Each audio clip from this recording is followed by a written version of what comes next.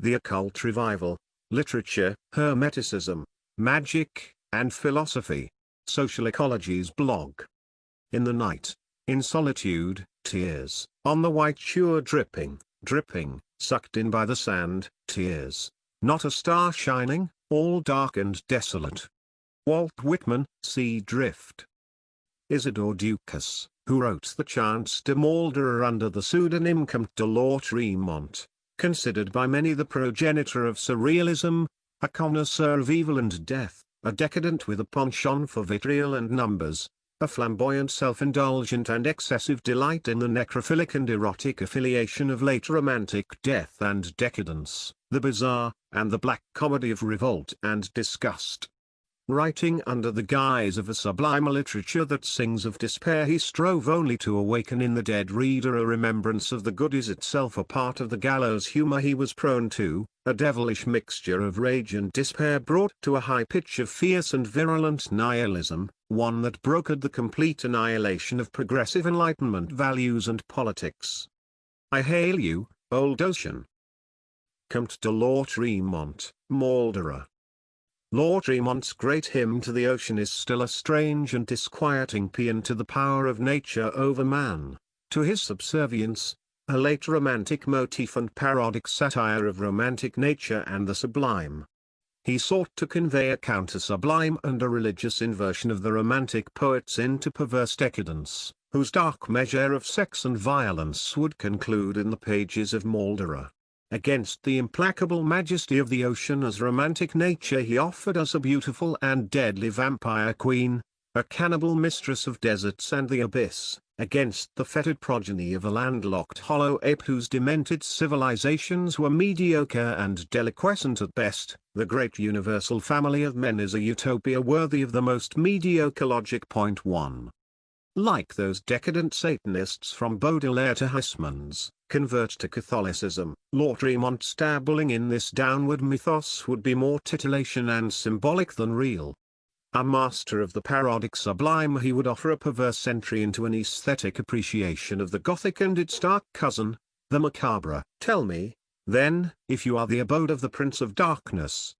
Tell me, ocean, only me, so as to cause no grief to those who till now have known only illusions. Tell me if it is the breath of Satan that creates the tempests which whip your salt water cloud high. You must tell me, for I would rejoice to know that hell is so near to man. KL 629 to 631. He would like many follow the song of opiates, the magic poppies of an ineffable drowsiness envelop, like a veil filtering the light of day, the active power of my senses and the tenacious strength of my imagination. KL 1124 to 1125. What Lautréamont's work sought above all was a Lucretian cosmos, an atheistic return of the pregnant cosmos of vital matter where the natural in man would once again be attuned to the immanent powers of the universe in all its monstrous glory. Lautréamont's work would define surrealism, become its Bible, its secret code, its agent provocateur into the alliance between a future about to be and a present always in process. There is a secret history of the underbelly of politics and the occult, drugs, decadence, symbolists, surrealist, situationism, etc. still to align all the dark narratives in a rhizomatic or intertson that shadows the higher more visible history of German idealism and the Romantic movements. The Enlightenment spawned many children but none so full of mischief as the singular and quixotic children of the night who flow through the squandered histories of art and literature. The academic world up until recently has always eschewed the dark arts and their influence on literature, philosophy, music, painting, and culture as if it were beneath recognition rather than the energetic upsurge of most of the brilliant flashes of light within that strange milieu of accident and time we term the occult. Most of this would lead us back into the law of the Hermetic revival begun by those like Marsilio Ficino, who translated a collection of Hellenistic Greek documents found by Leonardo da Pistoia and called Hermetica, later called the Hermetic Corpus, particularly the Corpus Hermeticum of Hermes Trismegistos, and the writings of many of the Neoplatonists, for example Porphyry, Iamblichus, Plotinus, et al. Ficino would try to synthesize Christianity and Platonism in his own work, while others like Giordano Bruno following in his footsteps would revitalize Hermeticism and magic in its own right. This was an age when many Renaissance and older thinkers and Christian writers, including Lactantius, Augustine, Thomas Aquinas, Marsilio Ficino, Giovanni Pico della Mirandola, Giordano Bruno, Campagna, Sir Thomas Browne, and Emerson, considered Hermes Trismegistus to be a wise pagan prophet who foresaw the coming of Christianity. I'll not go into depth in this, only to say that this tradition never truly went away and would remain a part of the underbelly of the Enlightenment project and even show its rhetorical power up to and including our own age.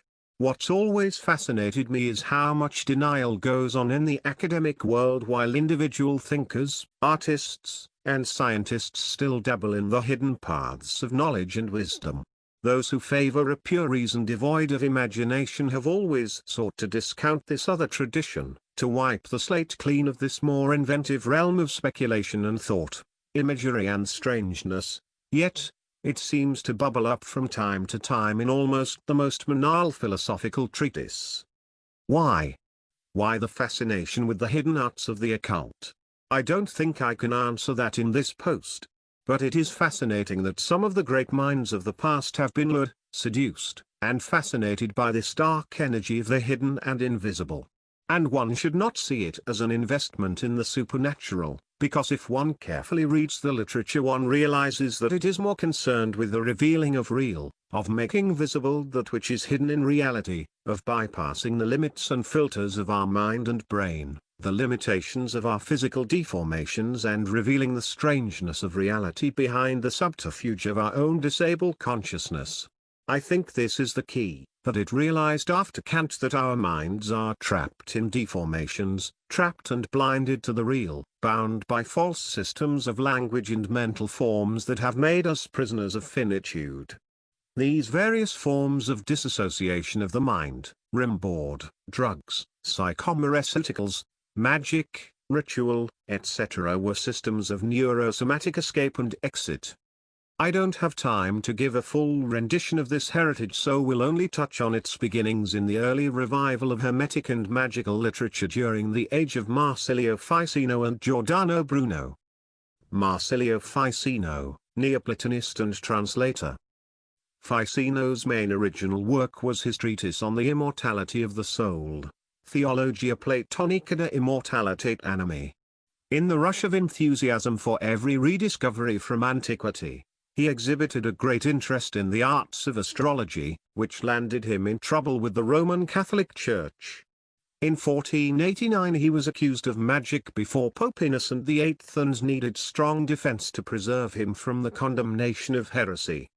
Writing in 1492, Ficino proclaimed, "This century, like a golden age, has restored to light the liberal arts, which were almost extinct, grammar, poetry, rhetoric, painting, sculpture, architecture, music.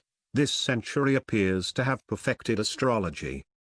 Ficino's letters, extending over the years 1474 to 1494, survive and have been published. He also wrote De Ima, 1484, and the influential De Vita Libratres, 3 books on life. De Vita, published in 1489, provides a great deal of curious contemporary medical and astrological advice for maintaining health and vigor, as well as espousing the Neoplatonist view of the world's ensoulment and its integration with the human soul. There will be some men or other, superstitious and blind, who see life plain in even the lowest animals and the meanest plants, but do not see life in the heavens or the world. Now if those little men grant life to the smallest particles of the world, what folly! What envy! Neither to know that the whole, in which we live and move and have our being, is itself alive, nor to wish this to be so. One metaphor for this integrated aliveness is Ficino's astrology. In the Book of Life, he details the interlinks between behavior and consequence. It talks about a list of things that hold sway over a man's destiny. In many ways the vitalist philosophies of will can be brought back to these early writings in Ficino. As James G. Cinder will argue, Ficino was not a scholastic hylomorphic formalist, but rather offered a notion that matter is not an indifferent and passive substrate that is devoid of form. On the contrary, it is pregnant, fecund, and as such possesses within itself the rudimentary forms of all things. Ficino explains that human art is nature handling matter from the outside, whereas nature is art molding matter from within, as though the carpenter were in the wood. Marsilio Ficino, Platonic Theology, 4i.5. Cinder will argue that Ficino was versant in the recently translated work of Lucretius, and that though his philosophy differs slightly from the Epicurean, that both held firmly to a notion of matter as vital and pregnant.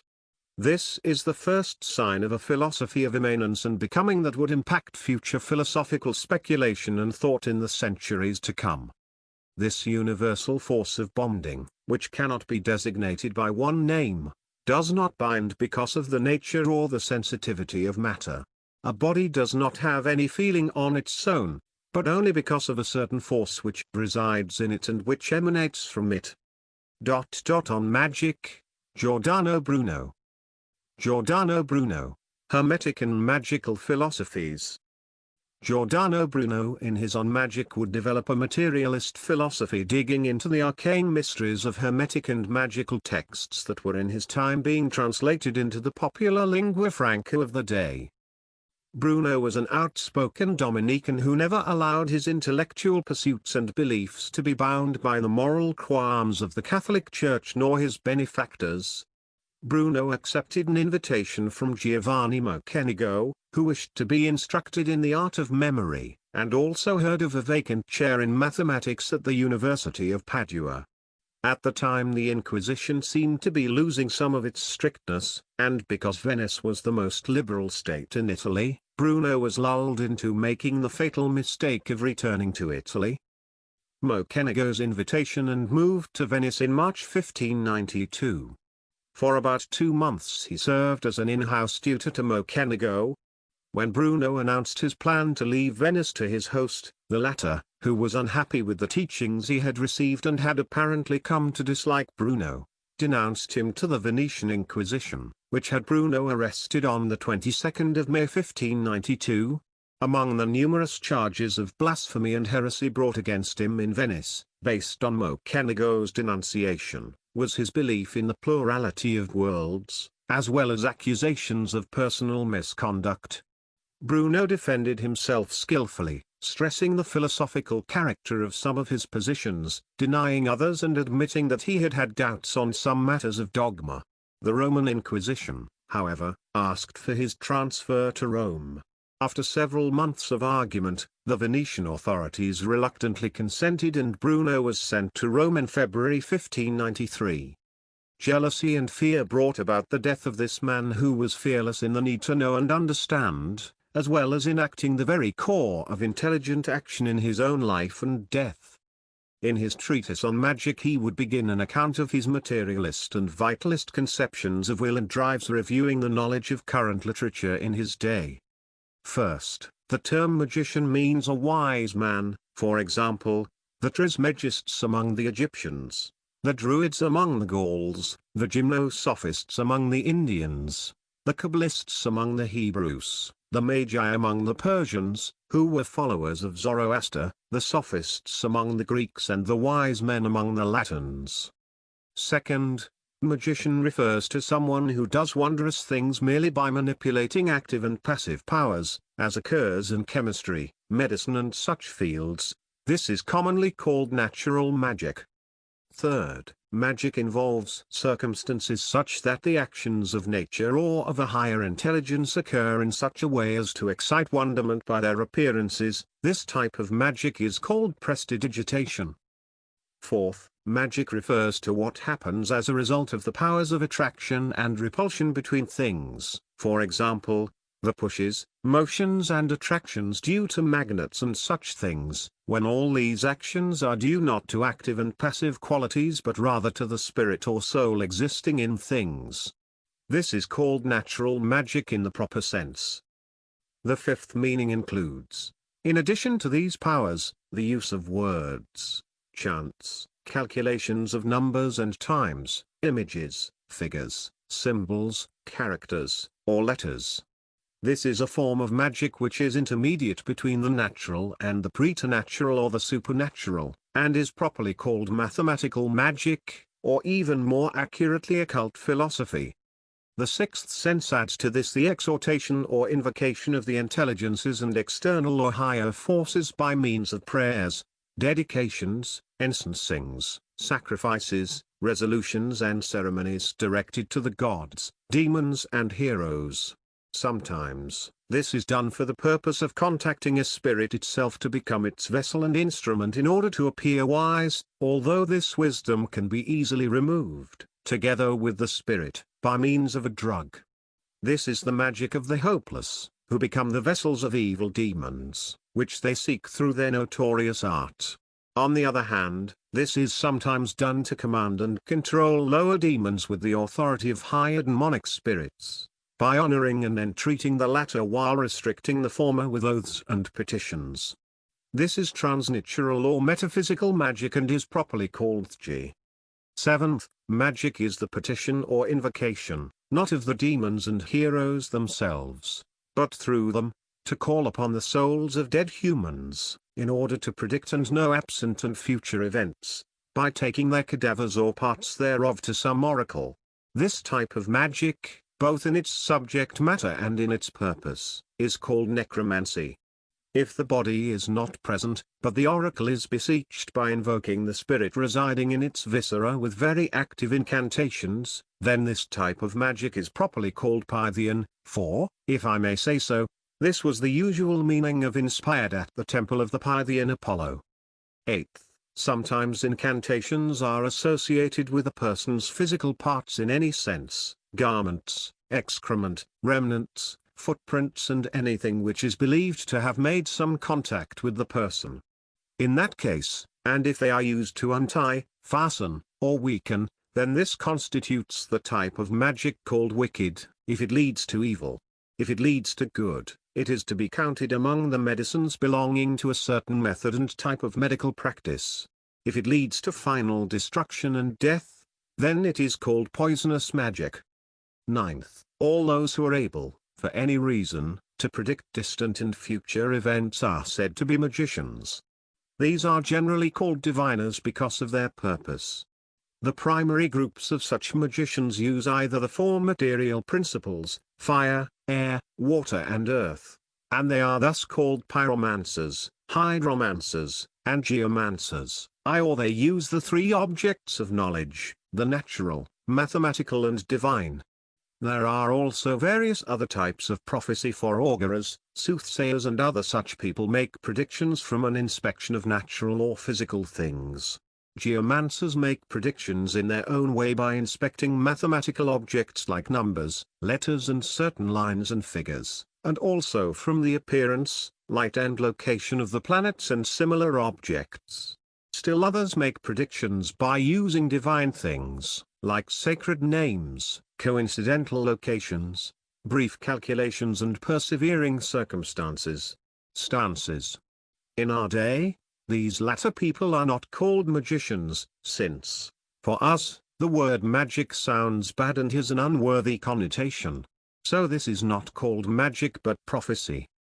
Finally, magic and magician have a pejorative connotation which has not been included or examined in the above meanings. In this sense, a magician is any foolish evildoer who is endowed with the power of helping or harming someone by means of a communication with, or even a pact with, a foul devil. This meaning does not apply to wise men, or indeed to authors, although some of them have adopted the name hooded magicians, for example, the authors of the book De Maleo Maleficarum, The Witch's Hammer. As a result, the name is used today by all writers of this type, as can be seen in the comments and beliefs of ignorant and foolish priests. 2. What do we extract from this? Bruno affirms a tradition of wisdom aligned with the rhetoricians of sophistic knowledge, that magic is bound to material or natural sciences, that magicians play upon the affective and imaginal to produce effects in participants, Theatricality. Magic works according to physical laws of cause and effect. Magic works with mathematical or higher symbolic logic. Magic becomes a way to bind the physical powers in nature. Magic is a form of time travel, invoking knowledge of the future. Magic as harm and poison. Magic as a form of prophecy. Magic as a form of fakery and foolishness. What one gathers in Bruno is this keen differentiation of magic that is viable, or scientific magic connected to the natural universe and its powers, as well as magic as communication that can bind humans by political persuasion or propaganda. Bruno would develop a strange materialist philosophy of bonding. If one reads the treatise correctly, one discovers that it is actually a treatise on political propaganda and control, of how humans can be brought under influence through binding agents. Taken universally, bonding agents are God, demons, souls, animals, nature, chance, luck and, finally, fate. This universal force of bonding, which cannot be designated by one name, does not bind because of the nature or the sensitivity of matter. A body does not have any feeling on its own, but only because of a certain force which resides in it and which emanates from it. This force is called, metaphorically, the hand which binds, and it is oriented and adapted to bonding in multiple ways. 3.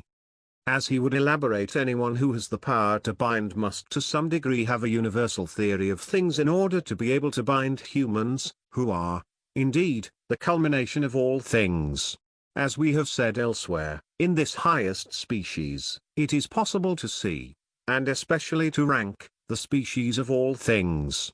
For example, some humans are like fish, others like birds, others like snakes, and still others like reptiles, whether it be in the latter species or in their genera. Also, different people have different functions, habits, purposes, poses, inclinations, understandings and eras.